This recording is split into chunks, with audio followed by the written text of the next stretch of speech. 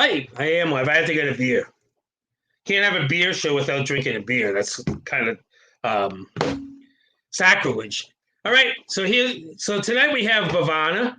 We're going to be talking to people. We have people from all over the country on this, which is very exciting, which is why I love doing these shows and the technology on it. But first, I do have one store announcement. This weekend, I'm doing a St. Baldrick's event. And if you don't know what St. Baldrick's is, it's people shave their heads to raise money for kids' cancers. So I'm shaving this mop this weekend, Saturday from 2 to 5. My friend Braden from McClintock will be joining me. He's shaving his head. We're going to specially made cocktails, sample cocktails, not full cocktails. We'll be sampling gin. My good friend Ali Pinsky will be providing the music for us. We're going to try to do this outside.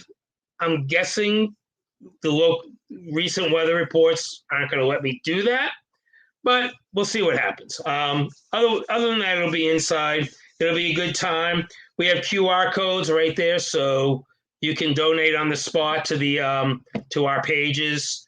We're going to offer an additional. We always do 10% on during tastings, but we'll offer an additional for folks who donate. So you can hit the QR code, donate. It'll come. You'll get your receipt right away. Just show that to the folks up front. You'll get 20% off McClintock. So it should be a good time. I'm pretty excited about it. We did it last year. Some of you may remember. Some of you may not remember. And basically what happens is I come out looking like Larry Hogan. So anyway, if people don't know who that is down below from out of state, that's our governor. And I'm a doppelganger for Larry Hogan. So there you go. Maybe he'll show up. He doesn't need to shave his head, but he could show up and we could do it side by side. Anyway, enough about me. This show I'm very interested in this because we're going to have Aaron come on, and Eric and Chuck from Steam Theory and Olivia from UpDog, and we're going to talk about Bevana, which is we're going to let Aaron explain what it is because I can't even explain it. So there you go. So here's Aaron. Here's Chuck from Steam Theory, all the way in Dallas. Are you Dallas? Oh, he's on mute, so he can't even. And he's muted again. That was talent. You managed to unmute and mute in record time. And he won't unmute. There he is. There we go. Yeah, right near downtown Dallas. Oh, there you go. And there's Olivia. And I don't know where Olivia's at. I'm in Charlotte, North. All right. So Aaron's in Charlotte too, yes? I'm in the Charlotte area, and Governor Larry Hogan, I just want to thank you for having us on. That's so considerate. I appreciate that. Thank you very much. So we're going to start with Aaron. And you have to give us the overview of what Bevana is and what it means. Because I have no idea. I have a vague thing, but I can't put it in words. And that's just fine, Robin. I appreciate you having us on. I can't fault you either because we're really the first thing of our type that's ever existed. So Bevana, what we really are, we're a market access platform. What we're really about is being able to connect artists and beverage makers from all over the world with the passionate, enthusiastic craft enthusiasts who otherwise would never have the opportunity to experience them. People in Maryland, people in Michigan who, their next favorite beer is going to be something that Chuck's making down in Dallas, or their next favorite kombucha is going to be something that Olivia innovated down in the Charlotte area. And the only thing standing between them and being able to enjoy that and being able to find their next favorite drink is geography, regulation, and even little things like just capital, the ability to get it from point A to point B. We circumvent a lot of that, and we really just help take those small artists and makers and really connect them to the customer and cut through some of the noise. So the only thing that really matters is, what do you like to drink? So how's it work? Like if you, like a distributor in Maryland, like for us, it's backup for a few of your products. Will they eventually get Olivia's product too? Or people can sort of pick and choose out of your portfolio what they want? Yeah, so Backup's been an absolutely fantastic partner for us up in Maryland. They do some really great work, great people, great portfolio across the board, both the stuff they carry from us and otherwise.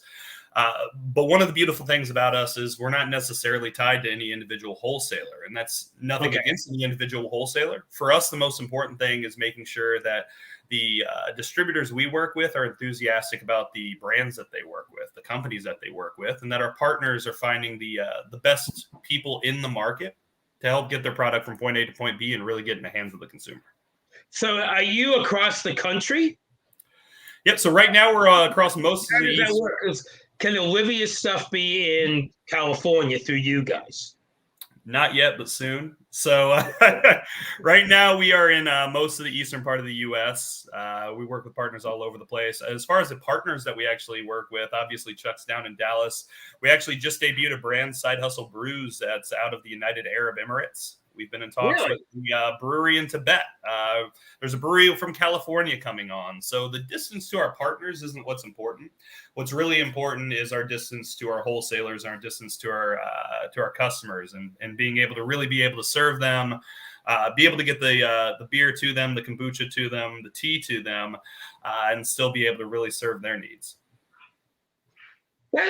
Okay, so let me get this straight. So you are basically, are you like a collective, or are you just a marketing partner, or are you a little bit of both?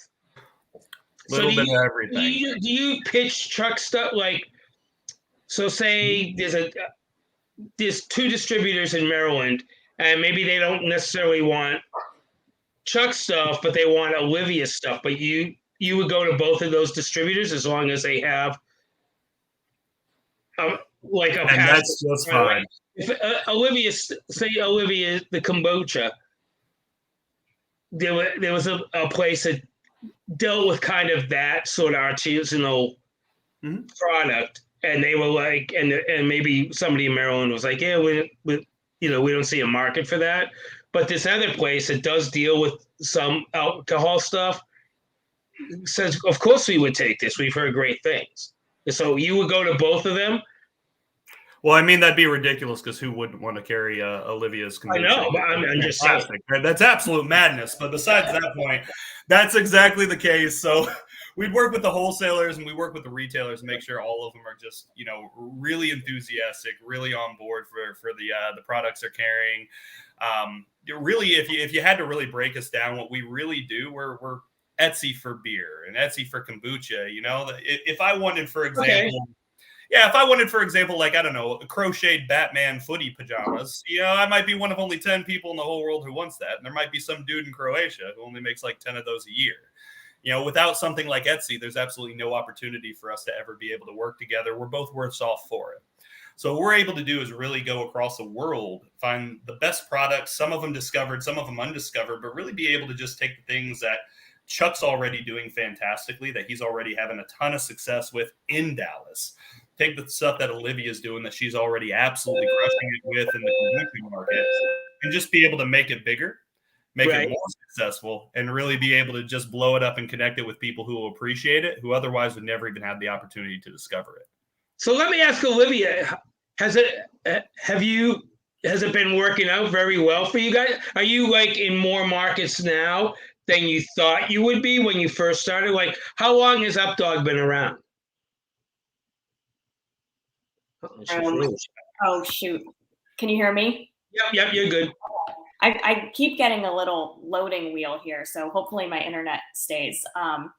I started UpDog in my dorm room in 2016 at Wake Forest University, and we are actually in a bit of a different situation with Bevana than most of our brand partnerships. And I say we because I actually work for Bevana now, but I am the founder of UpDog, and UpDog is now a wholly owned subsidiary of Bevana, which was, happened about a year ago, last February.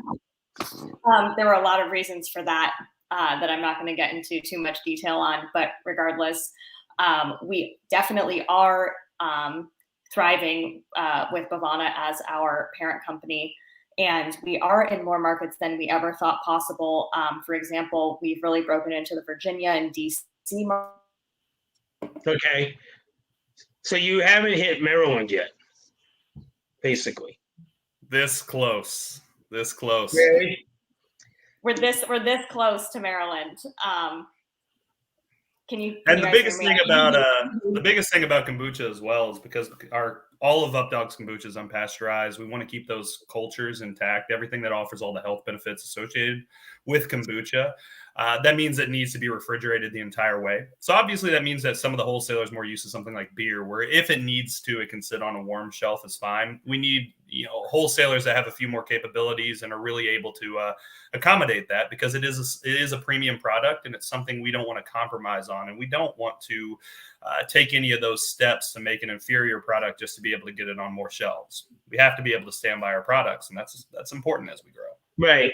So is there a big interest in kombucha? I mean, we carry, what do we carry?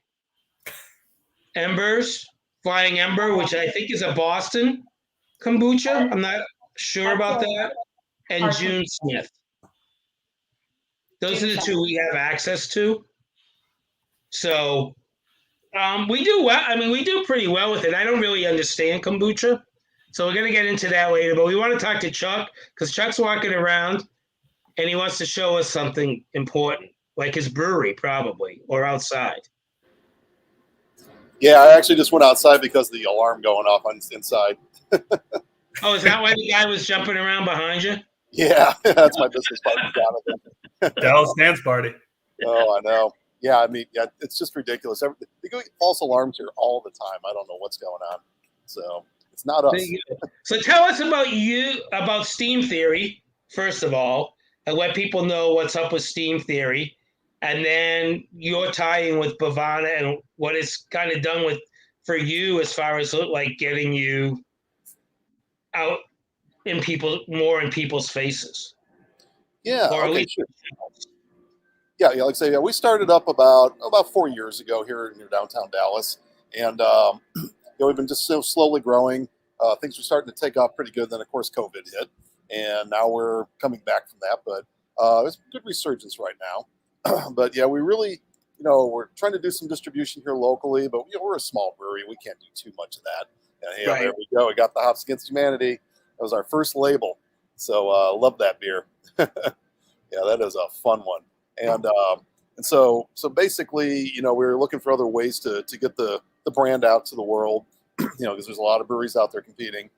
And then Aaron kept calling me, and I was like, oh my God, this guy's persistent. So I finally did answer one day, and really glad we did. So I was sitting in my driveway, and we started talking. It's like, all right, let's do this. And we're excited to have stuff out there on the East Coast. Can't wait to get stuff more towards this part of the Middle Country. But yeah, it sounds like things are going pretty good. Like stores like yours. I mean, that's exactly the kind of places we want to be. Get to those neighborhood places. And actually, our assistant brewer is actually from Maryland. So right. Yeah, so he's super excited to see the stuff popping up near his home. So it's kind of fun. Yes. But, yeah. Aaron, how do you find these places? Like, well, I just call a bunch of random numbers and hope to God I annoy somebody enough like Chuck he'll pick up. No. So basically, people what I reach do out to you guys. So we do have that happen. We do have that happen sometimes. More of a lot of what it is, especially early on, has been really just reaching out to the breweries and doing my best to even get in front of them to start with. Everybody who's in this industry, they're wearing a lot of hats. These are small businesses first and foremost, and a lot of people forget that. You see product on the grocery store shelf, you're like, oh my God, the local brewery, they're huge. Well, they're small businesses. They're having to wear a lot of hats: production, hospitality, logistics, supply chain, sales. So even getting a hold of them is always tough. But when you're able to, at that point, what I'm really looking for is places that have just awesome liquid that's really, really resonated with the people in their own communities. That's the first step. The drinkers that are in the area immediately surrounding those breweries, those are really the best, judges of quality control you're going to be able to find. Right. From there, it's just a matter of really finding people who we can resonate with, who share a lot of the same values and a lot of the same ethos we do. And, finding just a story and a brand and, something that we really think will resonate with people, not just where they're from, but anywhere that we take them. Something like Steam Theory, one of the most compelling things about them is, not only do these labels just absolutely pop off the shelf, but they have a steam theory, like a steampunk vibe. They have a real compelling story with Edmund, an actual character who travels through space and time. He's wearing a hat. It should be wearing a hat. I tell him all the time. I'm not gonna lie, I'm a little disappointed. So yeah, just finding something that we think is going to be universal. We don't necessarily want Yaki Way Brewing as much as we may love Boston. I know you're from up there, Rob. My wife is from Framingham, not too far from there. That's the kind of thing that will kill up there. It's not necessarily going to speak to somebody. Did you go to Framingham North or South? Oh, she is right off of Route 9. Yeah. Which high school do you know? Framingham High. Yeah, she was a Flyer. Yeah, because I think they have. Well, I don't know. Now I don't know what they have, but they used to have a North and a South. So. They still have a North and a South.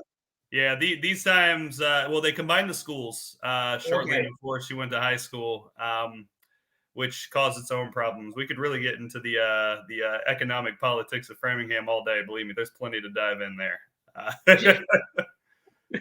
Is she a member? I got to ask this question only because is she a member of that Facebook group called remember Shoppers World? There's a Facebook group, and all they do is post about old Shoppers World, which was like for Olivia and Eric and Chuck was like this. I remember going there when I was a kid with my mom, and it had this big store that was like round. It looked like a freaking planetarium thing. It was Jordan Marsh, and Jordan Marsh's son's gone out of business, and I don't think that place, Shoppers World, is there anymore. But it was like one of the first malls. Anyway. Yeah, it was one of the first malls in the country, and now it's right next to Natick Mall now. So I thought it's Natick Mall or Natick Collection? It's like right up there. But that whole road was like, how like in all these places now, you probably have them in Charlotte. You have like they just have like massive like malls, lanes, roads of malls. Route 9 was basically roads of malls back before there were roads of malls. That's also where Jack's Abbey got its start, to really tie it back to beer. That's right. They were right there down the street from Natick Collection. So that's became a Chinese restaurant, and then it became a shitty Irish bar after that. So Yep, they're from there, and Ken's salad dressings. Mm-hmm. You're in the grocery store, you see Ken's salad dressing, Framingham, Mass. This has been the best Massachusetts retrospective I've ever been a part of on a beer show. I could go on all day, but nobody wants to hear that shit. Because nobody in Dallas really cares, and nobody in Maryland really cares either. So, Eric, we're going to bring Eric into the conversation. So, Eric, you're the local rep. So, what is your territory? I have Virginia, Maryland, and DC. Okay, and how is that going? So that's three interesting places, right? Because DC has private and is also chain. Virginia's a lot of chain, and then Maryland has no chain. So how does that chain store? So how does that work for like your products as far as like getting Olivia's UpDog in shelf sets and things like that? Or do you mostly focus on, you don't really look at that, you're looking more at private stores? Well, I think that if you're thinking about chains like grocery stores, even restaurant chains, like a Buffalo Wild Wings or something like that, a lot of those are independently owned or franchised, and they might have 3 or 4. But even the individual stores tend to have their own purchasers, and they might have a mandated, like quarter or half of their taps. We do have, some of our senior leadership has done a good job of kind of getting some of these larger chain placements ahead of time, but we're still kind of mapping out where we want to go with those. Some of them are a little bit easier to get in front of and move forward. We have some Total Wine placements that were, started. Oh, nice. But most of that is still in the process of getting done. So what I've been really focused on was anywhere I can walk in the front door and immediately, sit down with somebody and give them a sample.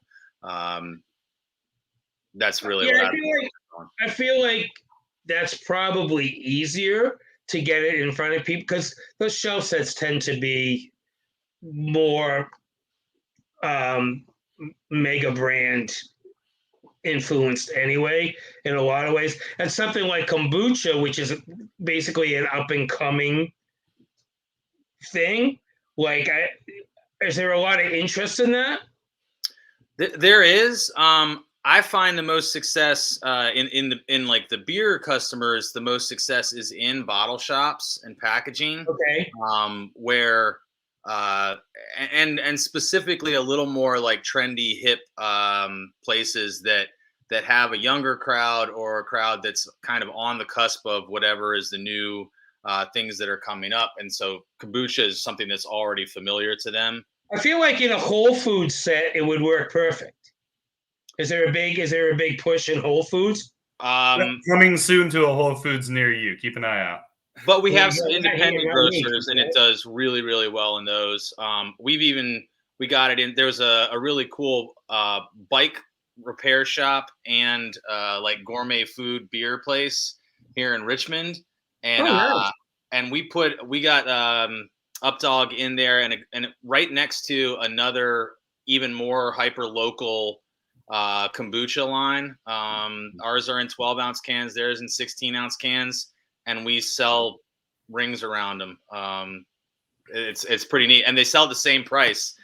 So we're really beating a larger volume and more local that it was in there maybe a year ahead of us. But we put ours in and just consistently sells more. So it's definitely a product that if people taste it, they come back for it too.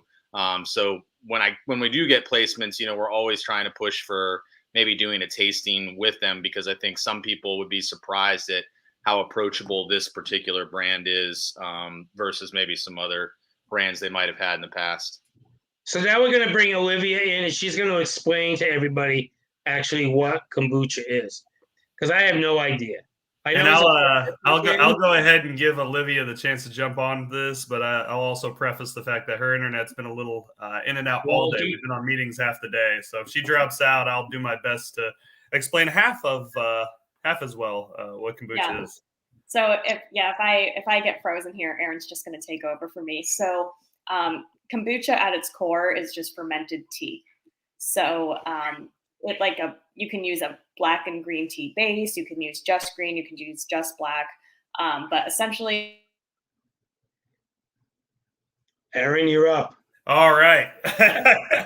So kombucha, in short, is fermented tea. So really, what you do is you brew a tea and you add sugar, and then you ferment the sugars. Really, all fermentation is, and this doesn't matter if you're making beer, or if you're making wine, if you're making cider, if you're making kombucha, is the process by which bacteria or yeasts eat sugars, and for lack of a better term, poop out carbon dioxide and alcohol in a lot of cases. So in the case of most kombucha, it's non-alcoholic. In the case of UpDog, it is non-alcoholic. Right. If you have something like a hard kombucha, really you have to add that back in the same mechanism you would like a hard seltzer. Okay. So but there's different flavors, correct? Like I don't know what UpDog has for flavors. So how does the fruit get added? Where in the process does the fruit get added? Can you guys hear me now? I switched to a hotspot. We can. Okay, it's my Wi-Fi that's the problem then. So we have 4 flavors, and those 4 flavors are ginger turmeric, jasmine lavender, mojito, and peach basil. And it's different for each flavor, but essentially all the kombucha has the same plain base, and then flavor is added after, depending on the flavor. So like for the mojito, let's say it's lime juice and mint, and that happens after the initial fermentation process. The flavor happens like as it's in the bright tank. So that's kind of how. It doesn't add to the alcohol, the ABV of it, because what are most kombuchas ABV wise? 5-ish. Oh, ours is a non-alcoholic kombucha, so this is below 0.5% ABV. However, hard kombuchas usually do hover around 5%. So ours is, all of our SKUs right now are non-alcoholic, but we do have hard kombucha coming down the pipeline very soon. Oh, okay. All right. Yeah. Very, very good. I didn't realize it. I thought it was all alcoholic beverages. All right. That's cool. Yeah, I don't think I've ever had it. I know we have a bunch of local brands here, smaller local brands. I think they're very mom and pop still. There's a place that I buy. We did a sauerkraut festival at the store with That sour. sounds like you would need a Tums or four, like some Gaviscon or some sort of antacid to get through. Yeah, that was great. Actually, it was all sour beers paired with sauerkrauts, which sounds very weird, but it was actually kind of cool. And that place makes kombucha too, and they make kimchi as well. So there is I feel like it hasn't really hit its stride.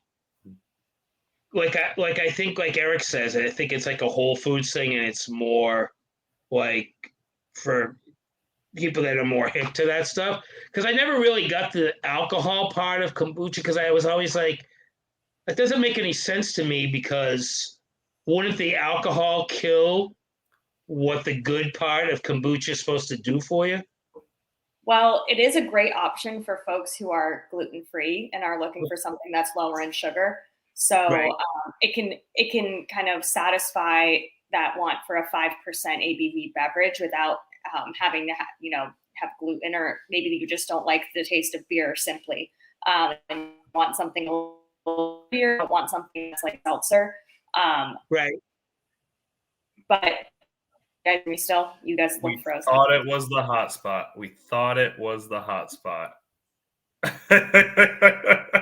But no, to Olivia's point, kombucha, traditional kombucha is a lot more of like it's an alternative to something like sugary soda or like sparkling water. It's something that's meant more like as your go-to daily beverage that you drink when you're just looking to slake your thirst. But there are a lot of hard kombuchas out there as well. If you really set your mind to it, you could make a kombucha all naturally that would get up to around 2.5 to 3.5%. It's all lactic acid fermentation. It's the exact same process to make kombucha from a molecular level as it is to make yogurt or kimchi, sauerkraut. And it's the same process you use to do the souring portion of sour beer. The only difference is you don't finish it off with yeast to go ahead and bump that alcohol content, at least not the same type of yeast like Saccharomyces cerevisiae in large numbers with a decent amount of sugar for it. So what you get is this fantastic alternative to Coke or Sprite. And then hard kombucha makes a fantastic alternative to something like beer if you're looking for something that's of a similar ABV, but also gluten-free, still hitting all those same notes that you'd be looking for out of like, a sour beer, but without, any of the, whether it's hops or whether it's, adjuncts or gluten that you'd be getting out of a more traditional beer. So it makes a fantastic like alternative beverage. And I think that's been one of the coolest, biggest transformations in the past 5 to 10 years in this industry is like, not only do we have beer, I've been in the beer industry my whole adult life, certified Cicerone. I've been doing this a long time. Not only do you have wine, not only do you have spirits, but now we're starting to see categories, some of which are very old, like kombucha, actually start to find a larger audience rather than being kind of like folk beverages or traditional beverages. Is Bevana looking at like seltzer makers and things like that too, or is seltzer things that's more? Do you think it's peaked out? So I think seltzer, by and large, everybody who's trying to chase the tail of like a White Claw or a Truly, it's plateaued for that. That what they're doing very well. They're doing the equivalent of making cheap, easy to eat hamburgers. Like no one's ever going to go into business to beat McDonald's and win, but there is a very strong market for a better burger, a high quality burger, a steakhouse burger. It's exactly the same thing in seltzer. What White Claw and Truly do, they do extremely well. They make tasteless, flavorless seltzer that they can pump out en masse. And for a lot of people, you're sitting poolside, you're hanging out, you don't want something that'll make you feel bloated. You want to think about what you're drinking. Fine. But there's still an enormous amount of room to play with, alternative takes. Things like seltzers that are really more like mixed cocktails, seltzers that really approach unique flavors. So we definitely have been speaking to companies along those lines. We're open to it, but we also actually have a CBD seltzer out right now with 20 milligrams full spectrum CBD, completely non-alcoholic, called Tranquilo. We have them both peach and pomegranate out in the market. So we've played in that space. We're very familiar with that space. And at the end of the day, if it is a beverage and it is handcrafted and it's something people are really passionate about, that's where we live. How is that? Regulation on that must be very weird, though. The best part about CBD is the fact that there really is no regulation. Pretty much every government department has effectively taken the same stance of, we're not quite sure how we feel about it, but we also don't want it to be our problem, which has really meant that right now it's one of those things that's not regulated, but it's also not regulated.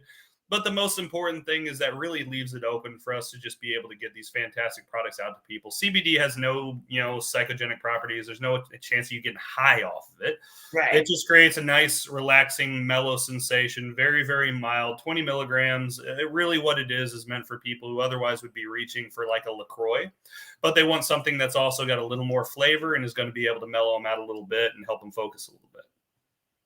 Okay. I mean, yeah, I haven't seen too many here. We've had a couple places brought in a CBD cider. I've seen that in market. Do you know the brand? I'd love to talk to them. What's that? Do you know the brand? I'd love to talk to them. Ottos. OTTOS. Awesome. I'll text it to you. So let's bring Chuck back in because we want to talk to Chuck about Chuck's on mute again. Oh, no, he's not. Now he's on. He's back. So, in your tap room, Chuck, what's the most popular beers? Besides, obviously, your core probably is Humanity, Throughout Level Midnight, and I forget the third one, but then I guess. Yeah, this is one of them. So, Juice Caboose. Okay. Yeah. So, right now, like our top 5 would typically be some of our lighter lagers. So we have a really nice Czech Pilsner. We got the Vámonos Hermanos, the Mexican lager. Our Blonde Singularity sells like crazy. Hops Against Humanity, Juice Caboose. And we got several others just on the heels of that are coming up right now. But those are the ones that hit the biggest traditionally. So for your tap room, do you, like, are there plans to, like, package the Mexican lager and put it in market? Like, eventually, would I be able to get that beer, or do you run them for a while? You see the popularity of them. Do you work it that way? How do you determine what's the next thing for market? Right. So right now, well, the Mexican lager, I think Aaron, you got that right. Matter of fact, if you talk to Backup Beverage, you can get that Mexican lager now, Rob. There you go. Yeah, it's a good one too. But I'll have to talk about it tomorrow. Yep. But and right now here locally, we're not doing any distribution in state right now. We're kind of reworking that plan, to see what we want to do next with it. But we do sell a lot of 4-packs to go for people just walking in the place. And okay. So we do quite a bit of canning on the fly, for customers as they're coming by. And Texas isn't one of those places that has the weird minimum ABV law, right? Or maximum ABV law, or have they gotten rid of that?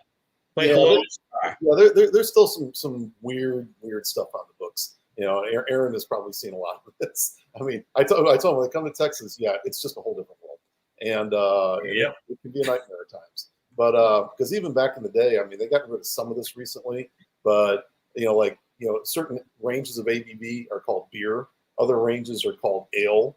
I mean, it makes no sense. I mean, ales can be any percentage, lagers can be any percentage. And they did not categorize it that way. Most of that's gone now. I mean, they're modernized quite a bit right now. But it's still, there's some arcane laws that just get in the way a lot. And so that's what we're kind of taking it slow on getting back into distribution right now. Like I say, we really want to focus with the guys there at Bevana. There we go, Eric. There's a Mexican lager. Vámonos Hermanos. What's it called again? Yeah, Vámonos Hermanos. Yeah. So it's a little play on Breaking Bad. So, we're always the UpDog. Is the UpDog can? Yeah, I love that. That is so cool. And what flavor is that, Olivia? This is jasmine lavender. Ooh. It's a very, very nice.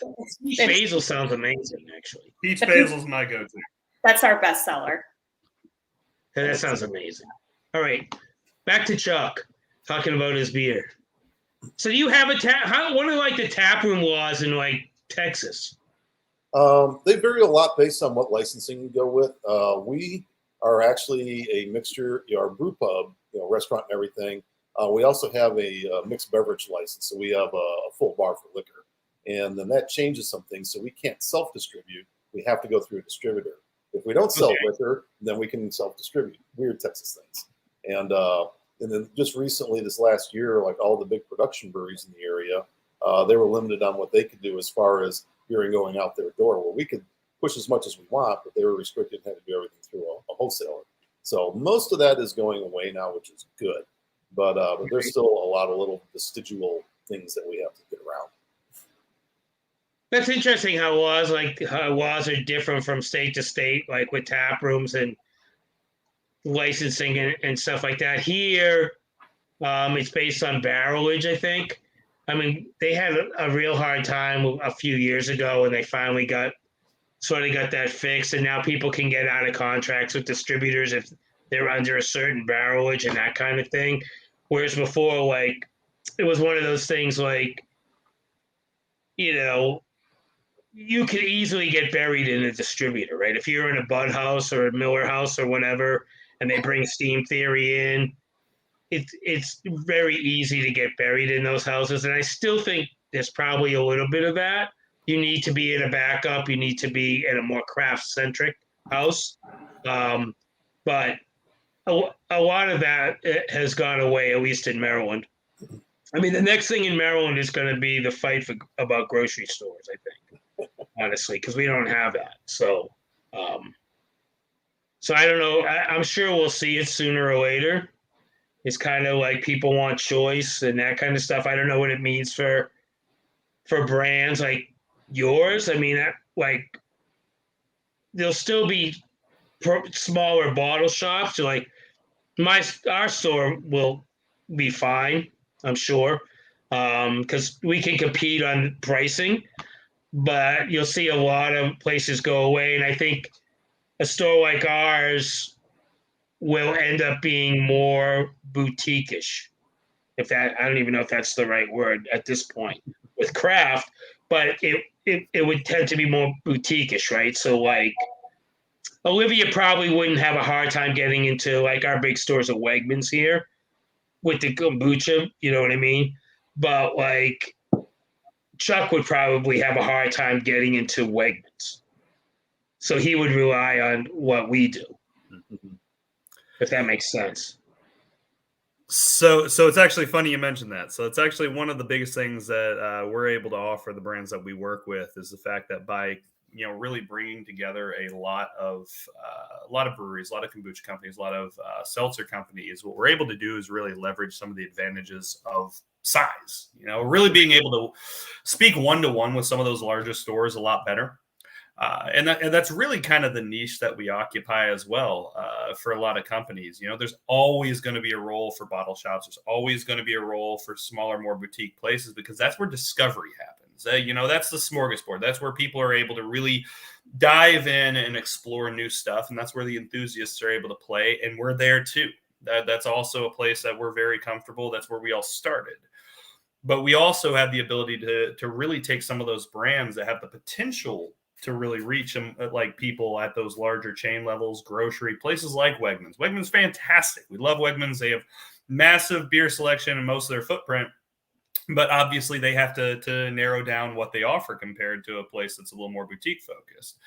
So if we're able to really wedge open some space and make it so that the only people playing in a Wegmans aren't Anheuser-Busch, Miller Coors, and Constellation brands, right? And really keep that open for independent craft and really hold that space for small breweries that have the potential to play there, if only they didn't have to deal with all the BS that comes with trying to get on that shelf. Mm-hmm.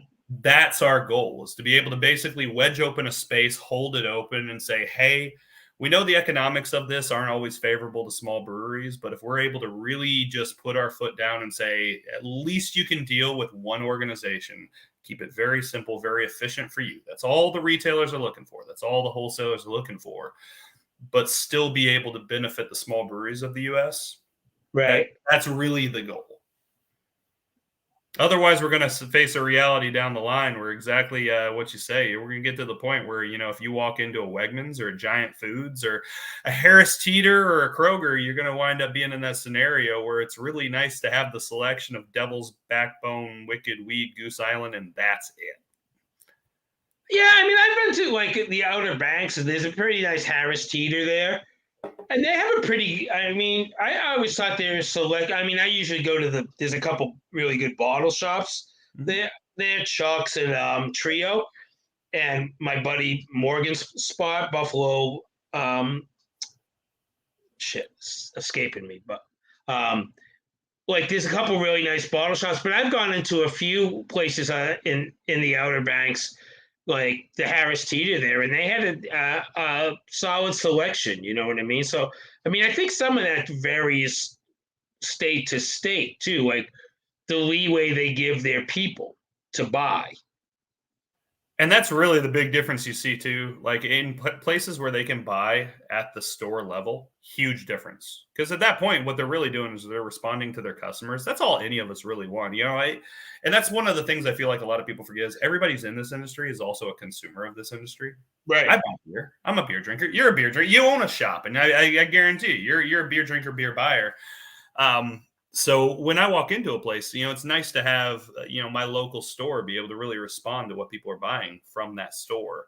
When you have things being handed down from corporate, it can break that connection. I was actually just listening to a podcast, Weird Aside, talking about how Kmart, when they introduced the blue light special, I think everybody over, like the age of whatever Olivia is familiar with the blue light special at Kmart. It's the idea of being able to offer like a sale on items that were really like either really moving fast and were really tailored to the local market, or that were moving a little slower that you really needed to help support and be able to tailor the price down for the local market. Massively successful, usually held up as being one of the biggest innovations in retail across any category. Where it broke down was when Kmart corporate wanted to make it more efficient, and they started handing down what those specials would be from the corporate level instead of allowing the local general managers to make those decisions. All of a sudden, they might be offering a really great blue light special and snow shovels in Miami. It's not doing a whole lot of good there. Right. It's not really serving a need, and it's not trusting the fact that the people who know their customers best are the people who are working with their customers every single day. I don't think anybody's going to tell you, Rob, that you don't know your customers way better than anybody else, in the market. You know your customers. You know your customers better than the store next to you. You know your customers better than Eric, who knows it way better than I do, who probably knows them a little better than Chuck and Olivia, just because those layers of separation go up. So, being able to really have people respond to their local market and be able to really tailor their selection and their offerings to what's actually gaining traction in the area and the tastes of the area, that's important. So is D9 still part of this, right? Oh, yeah. D9's actually what we spun out of originally. So this was all born out of us facing all of these challenges as D9 and needing to find a solution for him. So when we found really the mechanism of making that work for D9, it was kind of like a light bulb. We realized that this was a solution that would be able to suit other breweries as well, other beverage companies as well, and really be able to help a lot more than just D9. Okay, I was wondering about that. I mean, I thought that was part of the case, and I remember Devin saying that it actually came out of D9, but I was just like, do they have a person like they're in Carolina, right? Yep, they're in the Charlotte area. So Cornelius, North Carolina is where D9 originated. Our founder, Andrew Derstowitz. So I don't know if you have like an Alexa at home, which I hope mine doesn't turn on and start talking to me right now. He was actually one of the guys who helped build the voice recognition software behind that and sold it to Amazon. And, then decided he wanted to start a brewery because, who needs money? Exactly. Oh, yeah. Best way to, how do you make a small fortune? Start with a large fortune and buy a brewery. Yeah.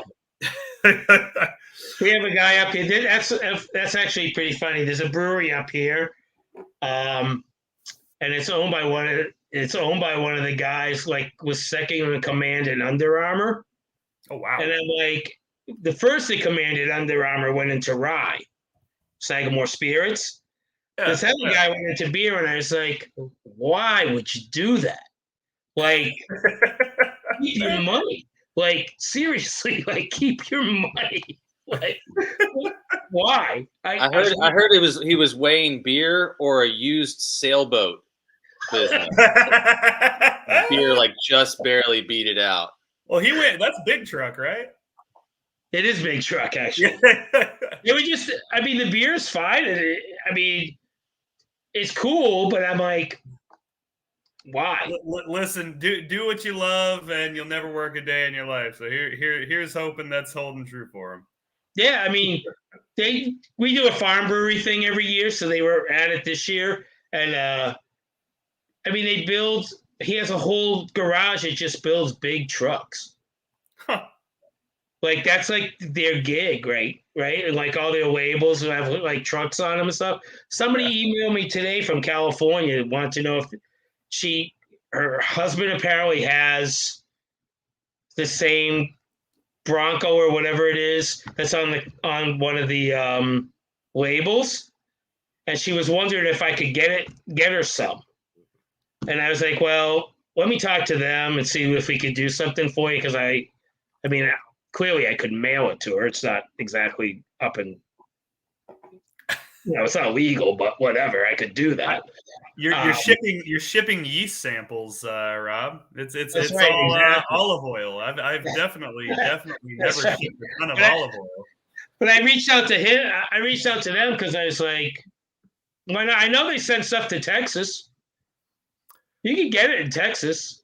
They have a friend in Texas and they've sent it there. So, hey. Oh yeah, you can send anything depending on what you're willing to tell UPS. But I have definitely not sent olive oil to the Middle East recently.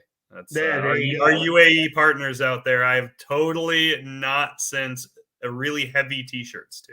Does Eric get to go to the brewery in where is it, in Saudi or United Arab Emirates? Does Eric? I like this question.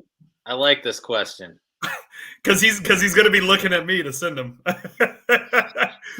He has not been out there yet. I'm not even going to let you answer it, Eric. That's dangerous to give you a platform on that. I was actually. Does he get to go to Dallas at least? Does he get to go visit Chuck? You should send me to Dallas and Tampa. We'll talk about that. We'll talk What's about that. in Tampa?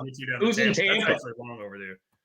We have another brewery, Bay Cannon, that's out of Tampa. Oh, nice. Are they coming here, Maryland, anytime soon? I believe they are. I believe we've got a couple hazies, a pretty interesting dry hopped Belgian blonde, and a 7.5. The American stout. That's what he was going for. Oh, nice. Yeah. Chuck, do you guys do any sours? Does Chuck do sours? At this moment, yes and no. What we do is we don't make any sours in our brewery because we don't want to risk infection with the rest of the brewers. We're talking. Those are real sours. I'm talking about like the fruited. Right. So what we're doing, so we found a way around this problem. So you guys can steal it if you want. So we make a Berliner Weiss all the time, and there is a yeast that can do what the bacteria used to do to sour it. So we do it in our brewery all the time. There's no problem. And then we take some of that Berliner Weiss and we mix in organic fruit purees, and we just have this fruited petite sour on all the time. We just change the flavor all the time. People love it. This should be a Steam Theory UpDog collab. Yeah, that'd be fun. That would be great, right? You heard it here first, ladies and gentlemen. We actually do have a collaboration brand coming for all of our partners within the organization. Be able to do exactly that, work together, create something unique. And for us to be able to put into distribution, even to places where, their individual brands might not necessarily be carried, just to give them a bigger platform and really drive home the fact this is more than just us and a whole bunch of folks we like working with. Yep. Right. That's cool. That'd be really cool. Are there plans to do like a variety 12-pack or things like that with like some of Chuck's stuff, some of the That's bulk awesome. stuff. There are. You can hire me anytime for marketing. This is great. This is let's just no one say anything else. I just want to let Rob go for a while, see what he comes up with. I'm very good. I see how you got voted I'm a governor. good idea man. it's I just need making people the to ideas happen. implement the ideas. But ideas, I got a million of them. We do have plans for something very similar. We actually have an e-commerce platform going online next month. The issue with doing it out in the market is because we do use multiple wholesalers, and not every brand we carry is in every market. It makes it a lot more difficult for us to do like a variety pack. We have a couple of ideas to get around that. We'll keep you posted. But once we start rolling out our e-commerce platform, we're definitely going to be doing some variety packs. And the goal there is exactly the goal of any variety pack, really be able to expose people to something that otherwise they may not have even thought to order. Really get them to try something new and just keep that process of discovery going, because that's really what craft beer is. It's all about discovery. It's all about new flavors, new experiences. And if we can facilitate that, we're kind of uniquely positioned to do so. Well, I mean, that's what I mean. Like there was a Canarchy one that had like seltzer in it, beer, and something else. And I remember thought that was like an interesting. So you guys could do like whatever. Olivia's kombucha, a steam theory, just sort of an interesting, different way of looking at stuff. Mm-hmm. So, yeah, we've definitely looked into it. Canarchy, they use kind of one wholesale network for everything that they do, which is great for plus they have all the breweries that are in those packs are under their umbrella anyway. So they are, and one of the things they do very, very well is really push the hell out of Dale's or Oscar Blues rather, and Cigar City. Not quite sure if they're seeing the same advantage for something like a Perrin or a Wasatch, but I do have a lot of respect for those guys. I got friends who work for them, so different approaches to the same problem of just really being able to get more great beer to people who's going to love it. That's cool. Well, guys, this has been fun. We learned a lot. I learned about kombucha, which I'm happy about, which I kind of knew, but I want to get an expert to talk about it. And you were stuck with me. So really, I got nothing left to say. Hey, Rob, I appreciate so much you having us on. Thank you so much to everybody who shops at Whitey's Liquors. It's been an absolute pleasure. Hopefully we'll be able to get up to Maryland even more often. My dad was stationed in Annapolis, so I've spent plenty of time up there. Awesome area, awesome market, awesome state. Yeah, so Eric, come on up and we'll get something on the books, or we can do whatever. I do a lot of different stuff. We do movies in the parking lot. We do beer and donuts. We'll get Chuck up here. Maybe we'll do an office, office marathon for Chuck, and we'll right level midnight will be like the featured thing, whatever. We could do whatever. So anytime you guys need anything, just let me know, and I'll be happy to figure out something and have you guys come in and show your products off. And we can do some cool stuff. That sounds great, Rob. I'll shoot you an email and definitely let you know as soon as I can get up there. Beautiful. Thank you, everybody. Olivia, be safe. How far are you from DC, Rob? We're like a half an hour-ish. Not even that far. I'll be up there in August. So, or not August, May. I'll be up there in May. So I'll try and stop by. We're right outside of Baltimore. So we're right off the Beltway around Baltimore. So if you take like 295, we're really close to the airport, actually. Are you flying in? I think I'm driving. I'm going up for a wedding. So okay. Yeah, we're like the closest liquor store to the airport. You are. Lean on your strengths. Yeah. So I mean, like all the hotels have a shuttle that stops at our store, and there's a restaurant across the street, that kind of thing. So yeah. So perfect. Well, I'll send you a message on Instagram or something. Perfect. That would be wonderful. I will have to meet you in person. Eric, I'll see you. Aaron, I'll see you. Chuck. Yep. We're the closest to BWI. So anytime you fly up to Baltimore, maybe the Rangers are in town or whatever, come on by. No, that sounds like a great idea. All right. thank you guys. I appreciate it. You guys have a great night. Be safe, everybody. I'll talk to everybody soon. Cheers, All right. Rob. Thank you. Yeah, no worries. Cheers.